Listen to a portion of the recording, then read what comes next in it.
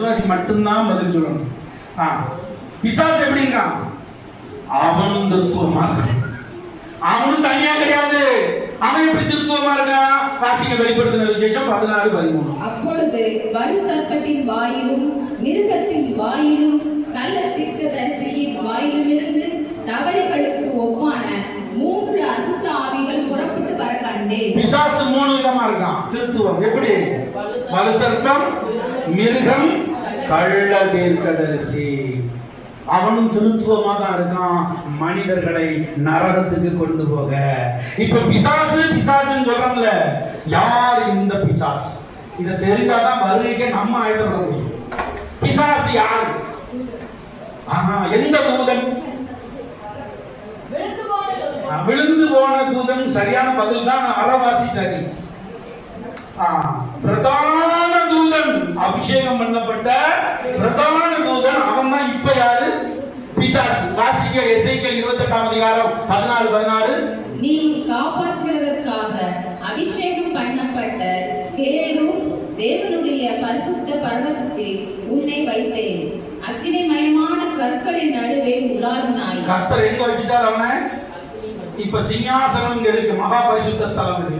அது என்னன்னா பரிசுத்த ஸ்தலம். அங்க யார் இருப்பா? கேருபும் அவனோடு கூட இருக்கிற தூதர்களும். அவர்களுக்கு என்ன டியூட்டி? முதல்ல காப்பாற்றுகிற டியூட்டி கொடுத்திருந்தார். டியூட்டிலாம் ஃபெயில் ஆயிட்டான். அதனால பாட்டு பாடுற டியூட்டியை கொடுத்தார். அலங்கரித்து நல்லா, அவனை போல அழகு யாருமே கிடையாது. அவ்வளவு அழகா. பிசாசு நம்ம எப்படி பார்த்துட்டு இருக்கோம்? பிசாசு இப்படி இருக்க மாட்டாங்க, என்ன விட அழகா இருப்பான். உங்களுக்கு மயக்க முடியும். அப்பதான் பயங்கரமா இருந்தா நீங்க மயக்க மாட்டீங்க.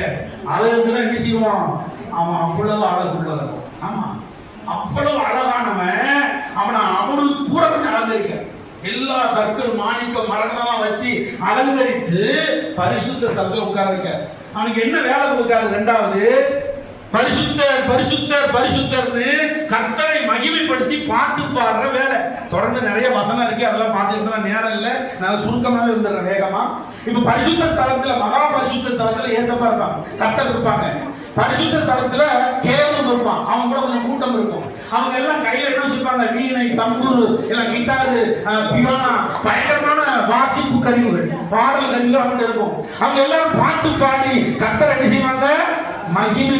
பாருங்க, அவன் கேருபு, பரிசுத்த ஸ்தலத்துல இருந்த கேருபு மகா பரிசுத்த ஸ்தலத்துல இருக்கிற கர்த்தரை மகிமைப்படுத்துறத விட்டுட்டு அவன் என்ன செஞ்சானா? நீ விசித்திரமாய் செய்யப்பட்ட. இல்ல, இது அவன் அழகு போச்சு, அழகுன்னு தெரிஞ்சு போச்சு. அவன் நிறைய அழகான ஆளு.